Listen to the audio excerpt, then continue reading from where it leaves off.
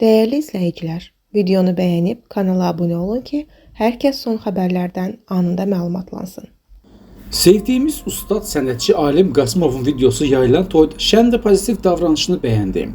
Rahat, kompleksiz, tədbirin mahiyyətinə uyğun bir sənət adamının ata biləcəyi sadə və maraqlı bir addım. Xəbər verilir ki, bu sözləri millət vəkili Fazil Mustafa Alim Qasımovun toylardan birində rep deməsi barədə yazıb. Toyda mərsiyə deməliydi, yaxud ağlamalıydı. Söyüşsə söyməyib, yaxud təhqiredici ifadə işlətməyib ki, öz üslubunda məclisin ovqatını yüksəltmək istəyib. Sənət adamı ütülü, standart biçimdə olmaz ki, hələ bu adam alim ola. Böyük istedadların ərkönlük haqqını da nəzərə almalıyıq. Hər bir davranışın çevrəyə zərərinə, faydasına baxmalıyıq. Mədəni və mənəvi ekologiyamıza hansısa zərər vurduğunu düşünmürəm.